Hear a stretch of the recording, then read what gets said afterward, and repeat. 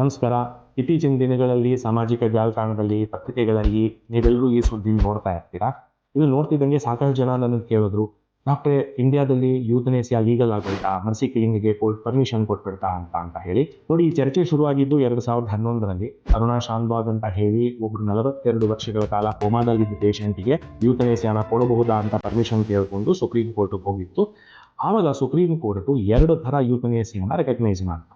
ಒಂದು ಆಕ್ಟಿವ್ ಯೂಥನೇಸಿಯಾ, ಇನ್ನೊಂದು passive ಯೂಥನೇಸಿಯಾ. Active ಯೂಥನೇಸಿಯಾ ಅಂತಂದ್ರೆ ವೈದ್ಯಕೀಯ ಶಾಸ್ತ್ರದಲ್ಲಿ ಅವೈಲಬಲ್ ಆಗಿರ್ತಕ್ಕಂತಹ ಕೆಲವೊಂದಷ್ಟು ಔಷಧಿಗಳನ್ನ ಕೊಟ್ಟು ಜೀವನವನ್ನ ಅಂತ್ಯಗೊಳಿಸೋದು.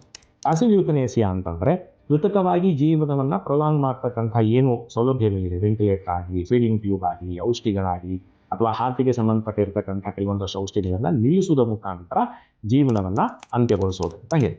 2018ರಲ್ಲಿ ಸುಪ್ರೀಂ ಕೋರ್ಟು ಇದಕ್ಕೆ ಪೂರಕವಾಗಿ ಕೆಲವೊಂದಷ್ಟು ಕಾನೂನು ಹೊರಡಿಸಿ ರೈಟ್ ಟು ಡಿಗ್ನಿಫೈಡ್ ಡೆತ್, ಗೌರವಾನ್ವಿತವಾಗಿ ಜೀವನವನ್ನ ಅಂತ್ಯಗೊಳಿಸುವುದಕ್ಕೆ ಒಂದು ಸೌಲಭ್ಯವನ್ನ ಮಾಡಿಕೊಡ್ತು.